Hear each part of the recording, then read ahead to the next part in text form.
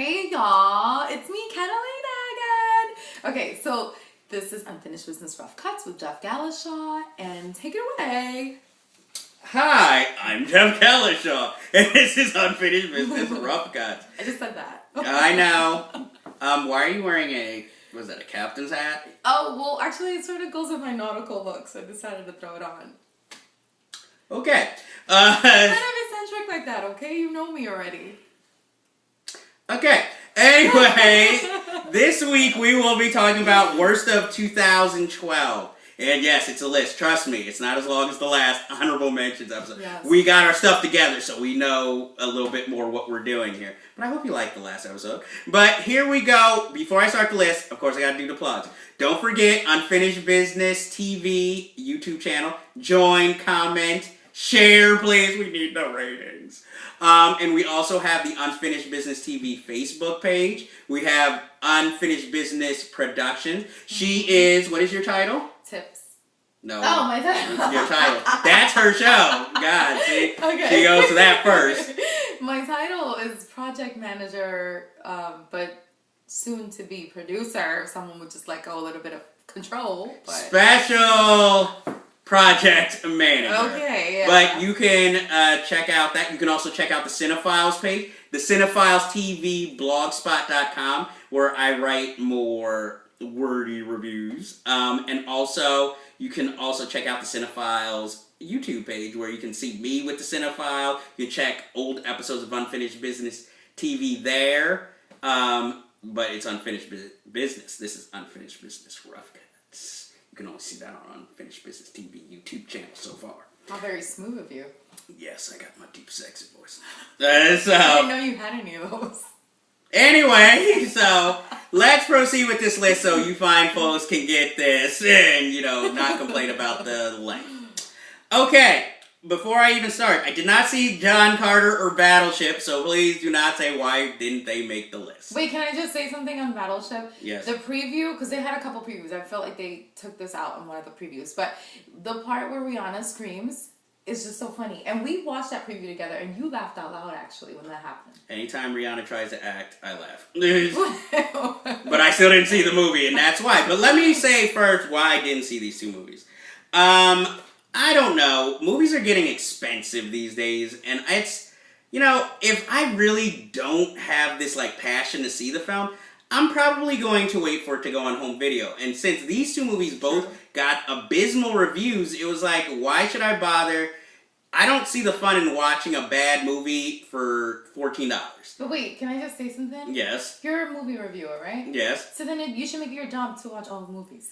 I should make it my job to watch all movies, but I feel like watching these movies, which I never had an interest in the first place, is a waste of time because I'm not being paid yet to watch these films. So, while I eventually will probably see them on cable or something, I'm not going to take valuable time where I could be watching something I could enjoy to watch something that is horrible. Wait, and as a movie reviewer, though, you do read other movie reviews? Well, right now, because unfortunately when I get to see the films is after other movie reviewers have seen the films. So, on the one hand, I have the higher privilege of going after everybody has seen it and reviewed it. Okay. So that I know, okay, I'm not going to see it.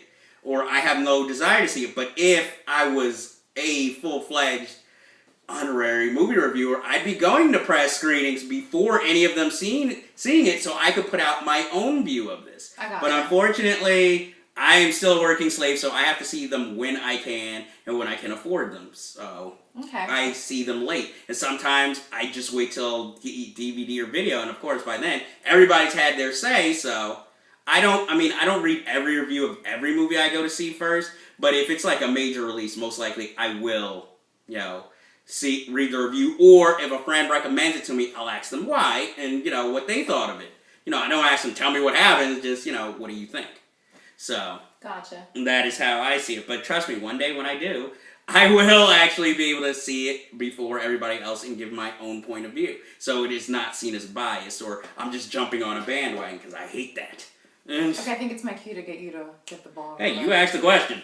Okay, first movie didn't make the list, but it's horrible. The Girl, a TV movie that was on HBO about Alfred Hitchcock and the making of the birds. It's horrible, it's boring, it's dumb.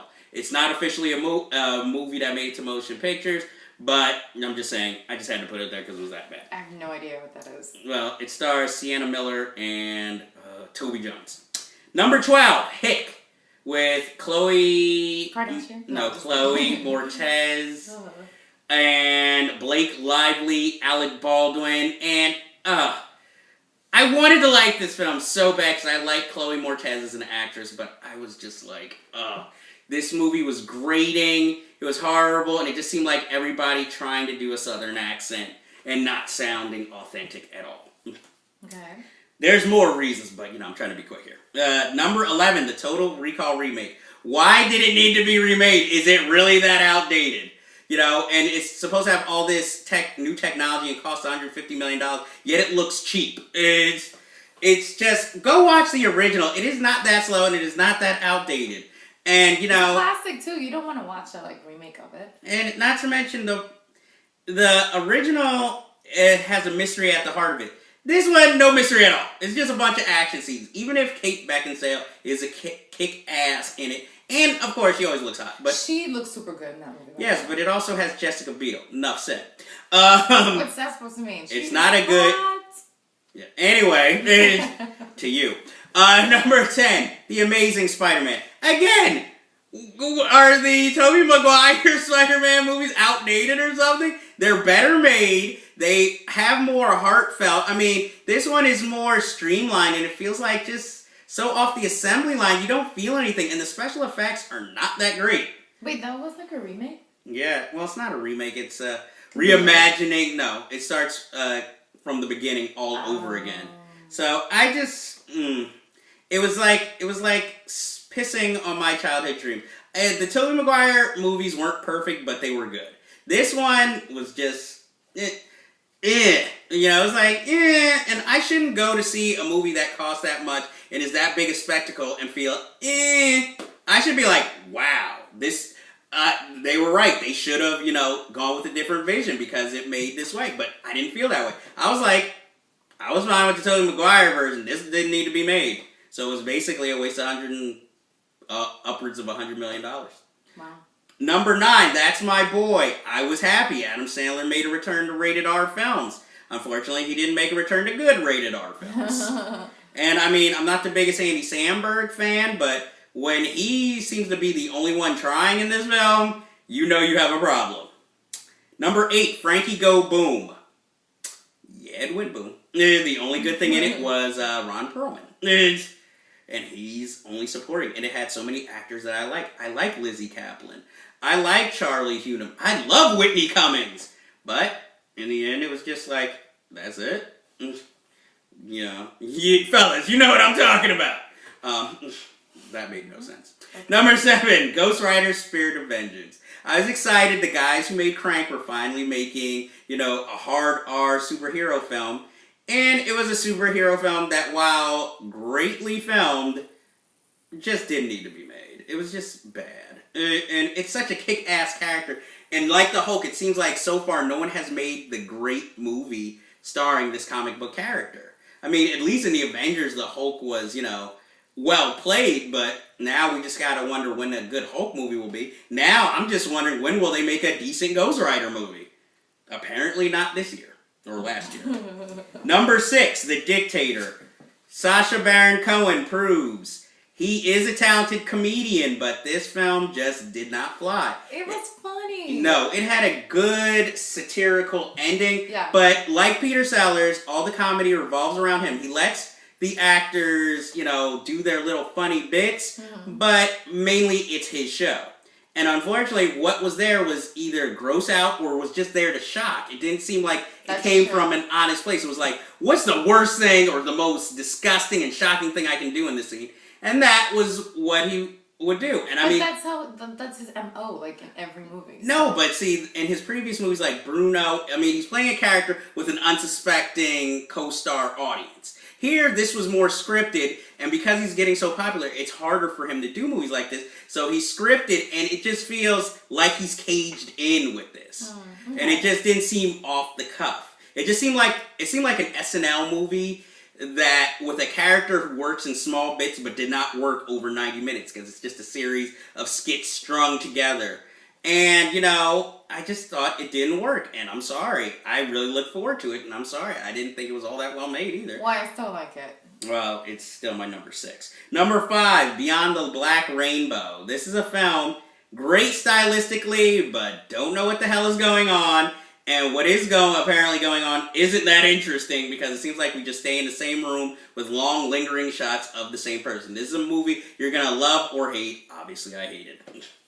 Number 4, One for the Money, starring my favorite person, Katherine Heigl. It was not One for the Money. It was horrible. I mean, it's a by-the-numbers script, but it just wasn't entertaining, using stereotypes as hilarity. And it just wasn't that good or interesting.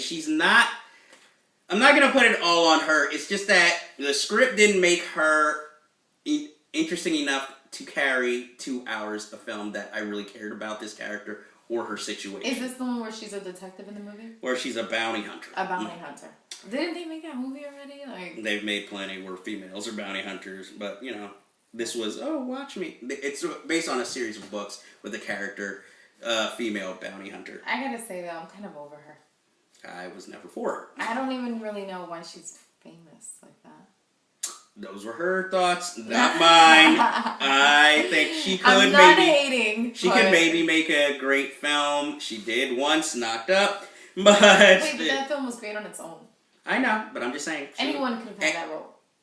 Again, she's saying this, not me. I'm being nice here. And you hate her. I don't know her to hate her. I just dislike her in movies. Number 3. And in real life too, because you criticize all her interviews. Number 3, The Watch.